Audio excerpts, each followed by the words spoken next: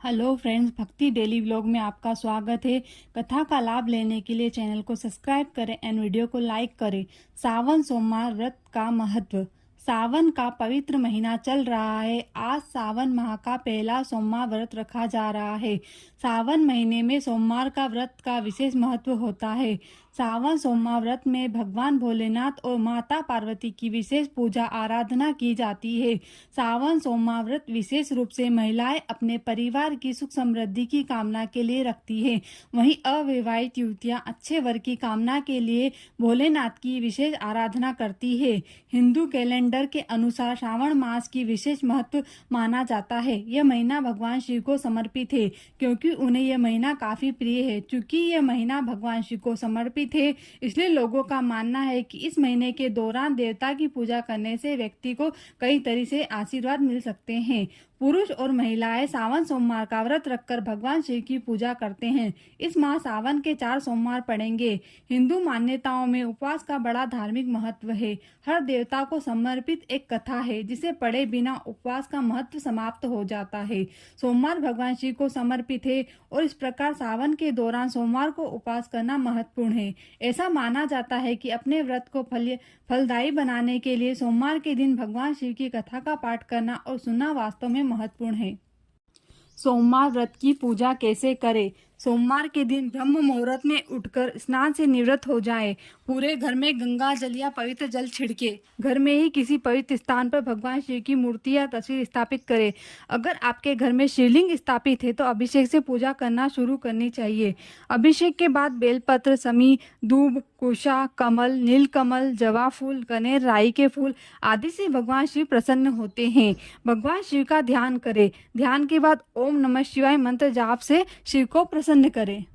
सावन सोमवार व्रत कथा। एक शहर में एक साहूकार रहता था। उसके घर में पैसों की कोई कमी नहीं थी, लेकिन उसकी कोई संतान नहीं थी, जिससे वह बहुत दुखी रहता था। पुत्र की कामना करते हुए वह हर सोमवार को भगवान शिव का व्रत किया करता था और शिव और पार्वती जी की पूरी भक्ति के साथ शिवालय में पूजा करते थे।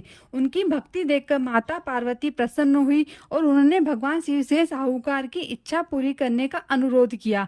पार्वती जी की इच्छा सुनकर भगवान शिव से कहा कि हे पार्वती, इस संसार में प्रत्येक प्राणी को उसके कर्मों के अनुसार फल मिलता है। उसके भाग्य में जो कुछ भी होता है उसे भुगतना पड़ता है। लेकिन पार्वती जी ने साहूकार की आस्था को बनाए रखने की इच्छा पूरी करने की इच्छा व्यक्त की। माता पार्वती के अनुरोध पर शिवजी ने साहूकार को वरदान दिया, लेकिन उन्होंने यह भी कहा कि उनकी संतान अल्पायु होगी और केवल 16 वर्ष तक ही जीवित रहेगी। साहूकार माता पार्वती और भगवान शिव की यह बातचीत सुन रहा था। वह पहले की तरह शिव की पूजा करता रहा। कुछ समय बाद साहूकार के एक पुत्र का जन्म हुआ। जब वह बालक 11 वर्ष का हुआ तो उसे पढ़ने के लिए काशी भेज दिया गया। साहूकार ने बेटे के मामा को बुलाकर ढेर सारा पैसा दिया और कहा कि तुम इस बच्चे को काशी विद्या प्राप्त करने के लिए ले जाओ और रास्ते में यज्ञ करो। आप जहाँ भी यज्ञ करें वहाँ ब्राह्मणों को भोजन कराकर दक्षिणा देकर ही जाएं। मामा भांजे दोनों एक ही तरह के यज्ञ करते थे और ब्राह्मणों को दक्षिणा दान करते थे और काशी की ओर चले जाते थे। रास्ते में एक नगर था, जहाँ नगर के राजा की पुत्री का विवाह होने वाला था, लेकिन जिस राजकुमार से उसका विवाह तय हुआ था वह कान्हा था और इस बात की जानकारी राजा को नहीं थी। राजकुमार ने इस बात का लाभ उठाकर अपने स्थान पर साहूकार के बेटे को दुल्हा बना दिया, लेकिन साहूकार का बेटा ईमानदार था। उसने अवसर का लाभ उठाया और राजकुमार के दुपट्टे पर लिखा कि तुम मुझसे शादी कर चुके हो, लेकिन जिस राजकुमार के साथ तुम्हें भेजा जाएगा वह एक आंख से काना है। मैं काशी में पढ़ने जा रहा हूँ। जब राजकुमार ने चुन्नी पर लिखे शब्दों को पढ़ा तो उसने अपने माता पिता को यह बात बताई। बारात को छोड़कर राजा ने अपनी बेटी को नहीं छोड़ा। उधर साहूकार का लड़का उसके मामा काशी पहुंचे और वहां जाकर यज्ञ किया। लड़की की उम्र के दिन जब वह 16 वर्ष का था, एक यज्ञ किया। लड़के ने अपने मामा से कहा कि मेरी तबीयत ठीक नहीं है। मामा ने कहा कि तुम अंदर जाओ और सो जाओ। शिव के वरदान के अनुसार कुछ ही पलों में बच्चे की जान निकल गई। मृत भांजे को देखकर उसके मामा विलाप करने लगे। संयोग से उसी समय शिव और माता पार्वती वहां से जा रहे थे। पार्वती ने भगवान से कहा कि हे प्राणनाथ, मैं इसकी पुकार को सहन नहीं कर सकती, आपको इस व्यक्ति को पीड़ा को दूर करना ही होगा। जब शिवजी मरे हुए लड़के के पास पहुंचे तो उन्होंने कहा कि ये उसी साहूकार का बेटा है जिसे मैंने 12 साल की उम्र में वरदान दिया था। अब इसकी उम्र खत्म हो गई। लेकिन माता पार्वती ने कहा कि हे महादेव, कृपा करके इस बच्चे को और उम्र दे, नहीं तो इसके माता पिता भी मर जाएंगे। शिव के अनुरोध पर भगवान शिव ने लड़के को जीवित रहने का वरदान दिया। शिव की कृपा से बालक जीवित हो गया। शिक्षा समाप्त करके जब वह लड़का अपने मामा के साथ अपने नगर लौट रहा था तो दोनों चलते हुए उसी नगर में पहुंचे जहां उसका विवाह राजकुमारी के साथ हुआ था। उस नगर में उसने यज्ञ का आयोजन किया। उस नगर के राजा ने तुरंत उसे पहचान लिया। यज्ञ समाप्त होने पर राजा राजकुमारी के बेटे और उसके मामा को महल में ले गए और उन्हें बहुत सा धन वस्त्र देकर राजकुमारी के साथ विदा किया।